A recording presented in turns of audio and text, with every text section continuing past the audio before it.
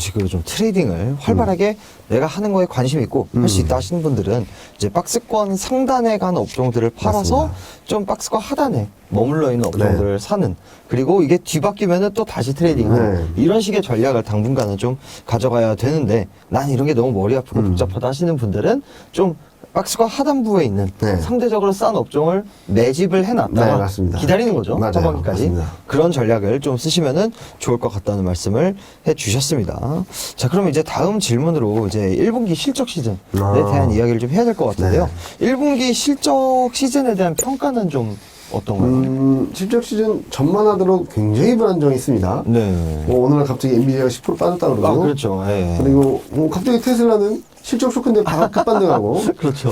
예. 그게 뭐냐면은 주가 수준에 따라서 실적을 얼만큼 반영하고 있는가, 실적에 대한 기대가 얼마나 큰가라는 것들을 보여주는 건데, 코스피도 좀 비슷해요.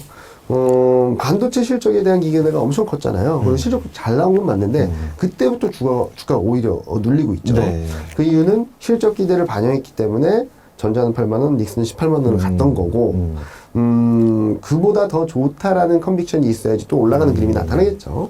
그래서 저는 5월, 6월까지는 좀 지켜보자라는 말씀드린 이유는 2분기 실적에 대한 아웃라인이 나와서 그 당시 2분기 때 기대했던 실적보다 얼만큼 괜찮을까를 봐야 된다라는 측면에서도 좀 봐야 되는데, 다행히 1분기 실적은 걱정했던 것보다 좀 괜찮아요. 지금까지, 그러니까 지난 주말까지 실적을 발표한 232개 기업 중, 그러니까 컨센서스가 있는 기업 중 119개가 실적을 발표했는데, 그 중에서 76개, 한 63.9%가 예상보다 잘 나왔고, 순이익 컨센서스나 영업이익 컨센서스도 15% 정도, 그 이상 잘 나오고 있어요. 그리고 업종별로 보면 실적 서프라이즈가 나오고 있고, 실적이 잘 나온 게 화학, 반도체, 디스플레이, 화장품, 그리고 증권, 뭐 IT 하드웨어, 뭐 조선 이런 업종에서 잘 나오고 있고, 유일하게 실적 쇼크 업종이 소매유통, 소비 쪽. 소매유통. 그쪽만 조금 많이 안 좋고, 나머지는 그래도 그렇게 나쁜 편은 아니다. 근데 이 과정에서 눈여겨봐야 될 것은, 위에 그림 보시면 1분기, 2분기 영업이익 전망이 꾸준히 올라가고 있어요. 좋은 거죠. 근데 문제는 뭐냐면은 8페이지 밑에 보시면 그동안에는 반도체만 올라갔고 반도체를 빼고 보면 떨어졌거든요. 네. 근데 이게 4월 말 지나면서 같이 가요. 반도체는 약하게 좀 움직이는데 오히려 반도체를 제외한 업종들이 움직이고 있죠. 그런 흐름들은 9페이지 보시는 것처럼 24년 2분기도 24년 연간 영업이익에서도 그렇게 나타나고 있습니다. 반도체는 최근 많이 레벨업돼서 좀 쉬어가는 데 반해서 반도체를 제외한 업종들에서 턴어라운드하는 모습들을 보여주고 있는데, 뭐가 움직였을까 보면 10페이지인데요. 실적 시즌 전에는 이익 전망이 전월 대비 3개월 전 대비 올라온 게 반도체, IT 하드웨어, 뭐 은행, 자동차 정도밖에, 유틸리티 정도밖에 없었는데, 최근 들어서 에너지, 화학, 그리고 뭐 화장품 의류, 기계 이런 업종들이 좀 붙어주고 있거든요. 네. 그래서 지금 시장 흐름들을 보면은 실적에 대한 불안심리가 굉장히 진정되고 있고, 반도체에 대한 실적 기대감이 굉장히 컸는데 거기에 대한 부분들은 좀 톤다운되는 과정에서 반도체 이외의 업종들이 움직이면서 향후 실적에 대한 긍정적인 변화를 기대하게 만들고 있다 정도로 봐주시면 될 것 같습니다. 어떻게 보면 그동안은 반도체 실적이 올라오는 게 코스피 전반적인 맞아요. 실적을 좀 끌어오는 그림이었다면, 그냥 반도체가 하드캐리했다는 그렇죠. 과정이죠. 네. 근데 이제는 그게 약간 다른 업종으로도 퍼져나가고 있다. 맞습니다. 그러니까 좀 약간 어떻게 보면 국내 증시 체력이 좀 더 좋아지고 있다고 볼 수도 있는 그렇죠. 부분이 되겠네요. 그래서 그런 흐름에 의해서 이 12개월선의 EPS가 굉장히 빠르게 올라오는 거고, 그런 흐름들이 좀 더 이어지게 된다면 하반기 시장에 대해서는 충분히 상단을 열어놓고 바라봐도 되겠다라는 말씀드리고 있습니다. 네. 근데 이제 또 증시에 갑자기 또 변수로 떠오르는 게 있습니다. 바로 이 스태그플레이션에 대한 우려라고 볼 수가 있겠는데요. 이에 대한 걱정은 없을까요? 파월 연준의장이 5월 FMC에서 말해줬죠. 너무 과한 것 같다. 스태그도 아니고 레이션도 아니다. 뭐냐면은 11페이지 보시면은 예상보다 못한 건 맞습니다. 근데 스태그플레이션, 경기 침체 플러스 물가 상승, 이게 맞을까? 라고 봐야 되겠죠. 스태그플레이션, 경기 침체라고 하는 것은 마이너스 성장이에요. 그리고 물가 상승은 물가가 올라간다라는 그림이죠. 그렇죠. 근데 일단은 경기도 침체가 아니고 물가도 일시적으로 반등을 하긴 했지만 추세적으로 올라가는 그림은 아닐 거라는 생각을 합니다. 그리고 일단은 1분기 GDP 성장률을 좀 뜯어봐야 돼요. 많은 분들이 1.6%야 1.6%. 네. 옛날에 미국이 1.6%였으면 잘했다고 했습니다. 옛날에 그랬죠. 네. 그리고 또 하나는 1.6%로 발표된 게 전분기 대비 연율이에요.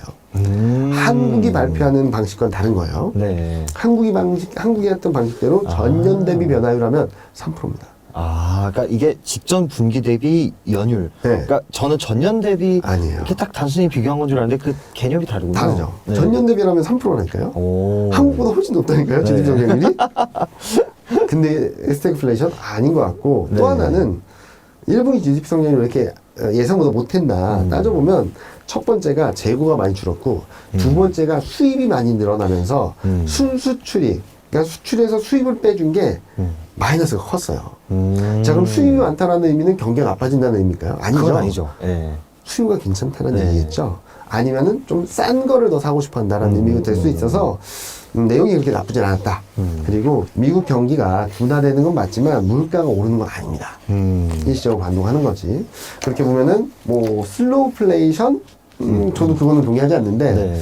경기 침체는 아니다. 너무 과한 우려다 정도로 생각하고 있습니다.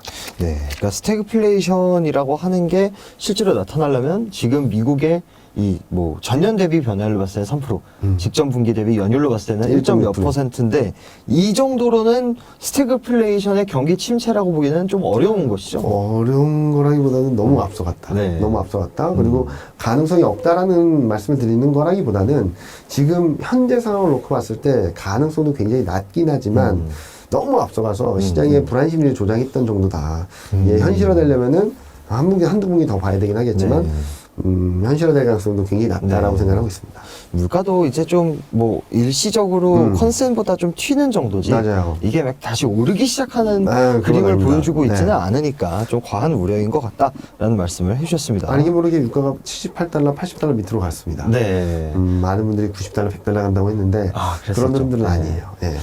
자, 그러면은 이제 이 인플레이션에 대한 우려가 어떻게 진행되고 있는지 보기 위해서 이게 또 연관이 되어 있는 게 통화 정책과 네. 연관이 되어 있는데 통화 정책에 대한 불안 심리도 이제 꽤 컸습니다. 사실 뭐 저도 이제 매일 확인을 못 해보다 보니까 기억이 나기로는 한때는 올해 금리 인하 뭐 한 번, 네. 뭐 거의 이런 수준까지 맞아요. 아니 두 번, 네. 한 번이었나 두 번이었나 그 수준까지 기대가 떨어졌었거든요. 네. 그 정도로 통화 정책에 대해서 시장이 불안해했는데 이런 부분은 좀 완화가 되고 있나요? 지난주 후반을 기점으로 좀 완화되기 시작한 것 같아요.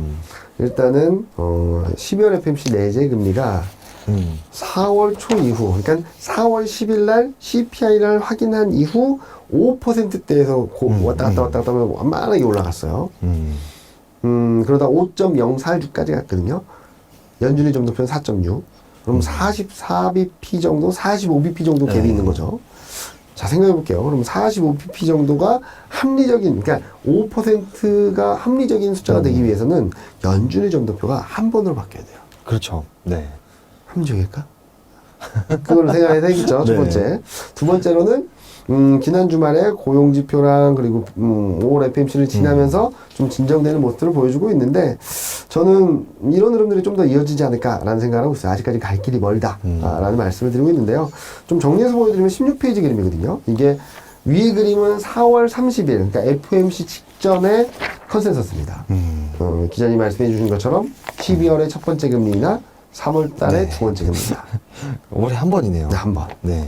이게 시장이 녹아들어 있었다는 거죠. 그래서 10년물 채권금리도 4.7 넘나들고 달러 인덱스도 106 넘나들고 근데 지난주 FMC와 그리고 고용지표 확인하면서 이 레벨이 툭 떨어져서 다시 9, 12, 3 분기마다 금리 인하한다는 전망이 들어와 있거든요.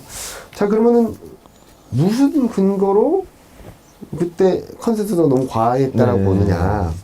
17페이지 밑에 보시면 맨 왼쪽이 24년 점도표인데 보시면은 가로 안에 있는 게 연준 위원들 숫자예요. 지금 한 번 금리나 그리고 금리 동결을 주장한 사람이 4명이거든요. 두 번이 5명, 세 번이 9명, 네 번이 1명이에요. 네.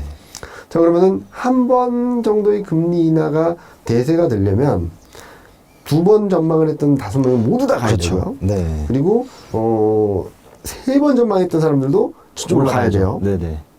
근데 연준의 스탠스를 보면은, 연준 위원들의 발언들을 보면은 다소 매파적으로 발언하거나 좀 더디게 간다, 좀 인내심이 필요하다라고 말하는 사람도 있지, 한 번 금리 인하를 주장하는 사람은 한 명인가밖에 없어요. 아직까지. 네. 그래서 너무 과한 걱정이었다라는 말씀을 드리고 있고요. 그리고 또 하나는 시장 반응을 통해서도 알 수 있어요. 18페이지 봐주시면 4월 말에 PC 물가랑 미시간대 예상 인플레이션이 예상보다 높게 나왔습니다.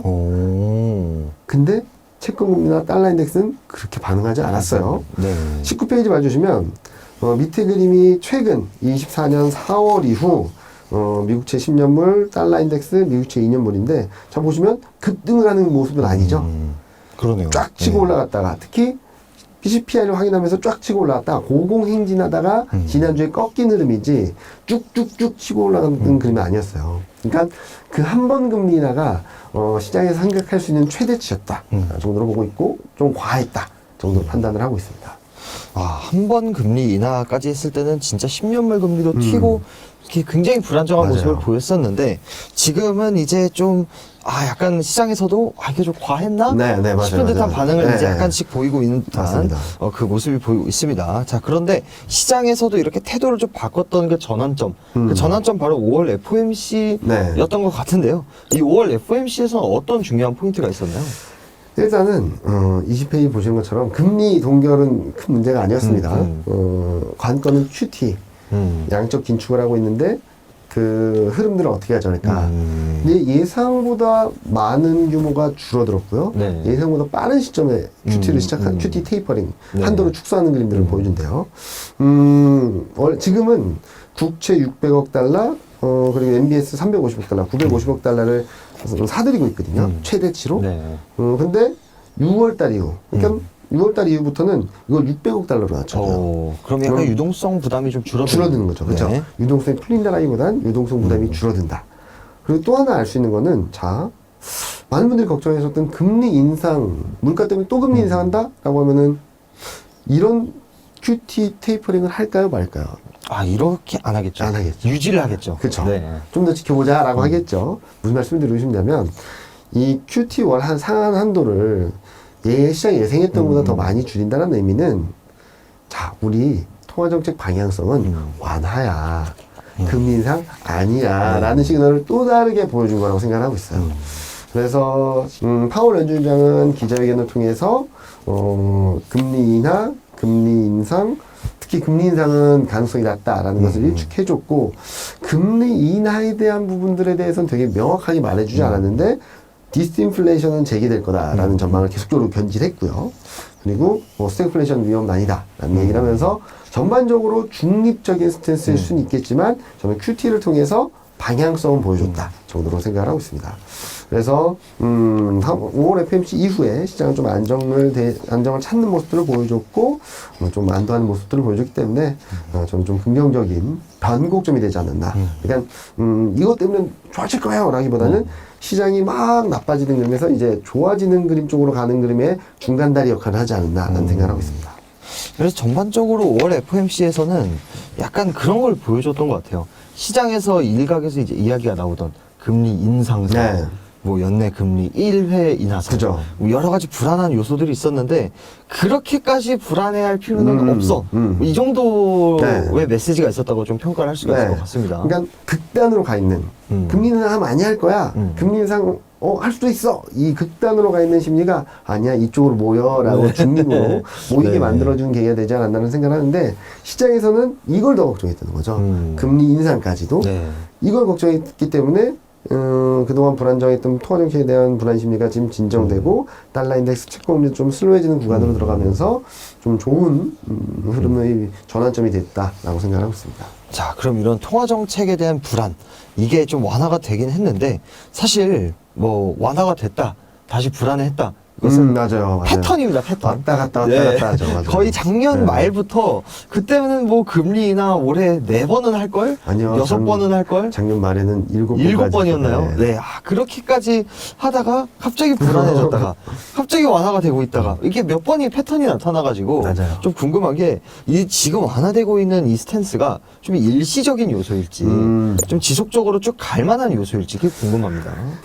지금은 증시는 전반적으로 통화정책에 대한 불안감들이 워낙 과도했기 때문에 경제지표 차원에서는 배드 이즈 굿이에요. 못 나오면 경기가 꺾이나 보다. 물가 덜 오르겠네? 라는 기대. 그리고 여기서 첫 번째 결정타 역할을 해준 거는 25페이지 밑에 보시는 것처럼 지난 주말에 발표된 고용지표입니다. 고용지표. 네. 4월 신규 취업자 수가 17만 5천 명밖에 안 됐어요. 이게 23년 10월 이후 최저 취업고요. 컨센서스가 24만 명이었는데 크게 하회했고 네. 실업률도 3.8을 예상했는데 3.9로 나왔고 더 중요했던 거는 오른쪽 보시면 시간당 평균 임금이 3%로 들어갔어요. 4% 깨졌어요. 네. 이러면서 고용시장의 뜨거웠던 고용시장이 쿨다운되고 있다. 특히 임금 상승률이 3개월 연속 둔화되면서 물가 부담을 좀 덜어내고 있다 정도로 해석할 수 있는 부분이고요. 그러면 이제 끝이냐? 아니죠. 이제 5월 15일 날 4월 CPI가 나옵니다.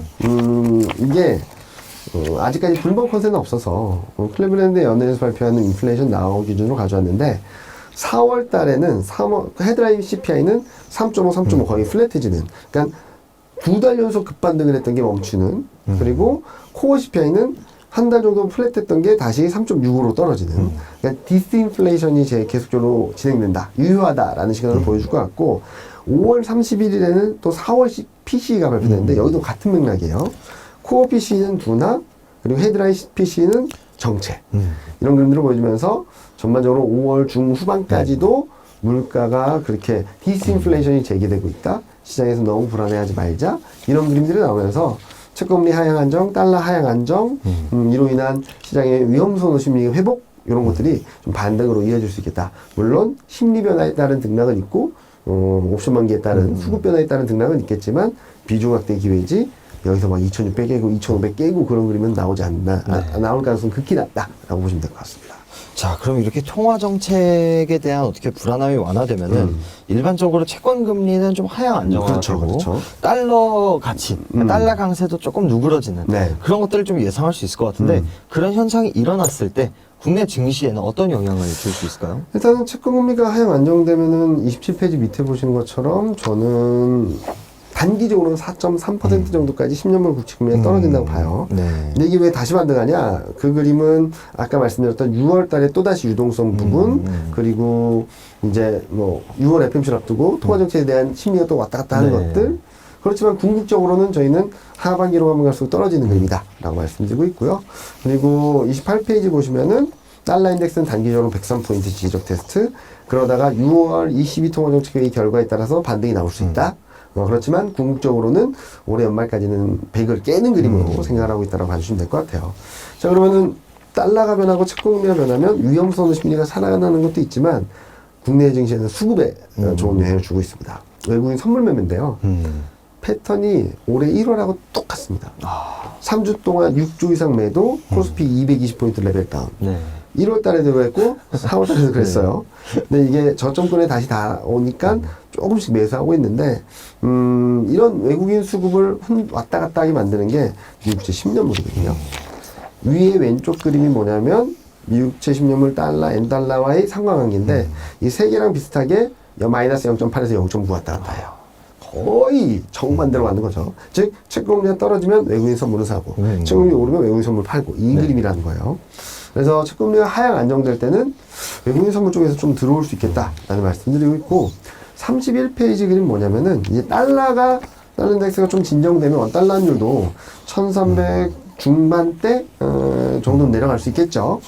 중초반대. 그러면은 좀 시장에서는 좀 안정을 찾을 수 있다고 생각하고 있고요. 왜 현물 수급이 꾸준히 들어올 수 있겠죠. 다만 단기적으로 좀 고려해야 될 것은 31페이지 밑에 그림 보시면 빨간색이 달러 대비 원화 약세 강도예요. 그러니까 달러 인덱스가 1% 올 때 원달러 환율이 1.52% 오르면 이게 올라가는 겁니다. 네. 그러니까 달러가 움직인 것보다 원화가 더 많이 움직인 거예요. 이게 달러보다 원화가 더 약한 구간에서 외국인은 계속 샀거든요. 네. 근데 이게 꺾여서 내려오면 달러보다 원화가 강해지기 시작하면 수급이 망가진다라기보단 그동안 많이 샀던 것들에 대해서는 좀 차익 실현하고 싶어 할 수 있어요. 무슨 말이냐면 수익도 낮고 네. 환으로 또 수익이 그렇죠. 나고 네. 그래서 아까 잠깐 보여드렸던 최근 반도체 업종의 외국인 일부 차익 매물이 나온 것도 원달러율이 1,400원까지 갖다 꺾이면서 가장 많이 산 반도체 자동차 쪽에서 일부 차익 매물이 나왔던 것이 아닌가? 그럼 이것 또한 순환매. 그러니까 원화가 강해지면서 유동성 환경은 좋아지는데 그동안 많이 샀던 것들 일부 차익 실현하게 된다면 이 유동성 환경 하에서 좀 싼 애들, 덜 오른 애들 을 살 수 있는 구간이 들어갈 수 있어서 아까 말씀드렸던 반도체는 뭐 조정받으면 사는 거고 2차 전지하고 인터넷에 단기 트레이딩을 집중하자라는 말씀드리고 있습니다. 네, 결론적으로 이 순환매 장세가 좀 당분간 펼쳐질 수밖에 없는 그런 흐름이 좀 보이고 있는 것 같은데요. 네.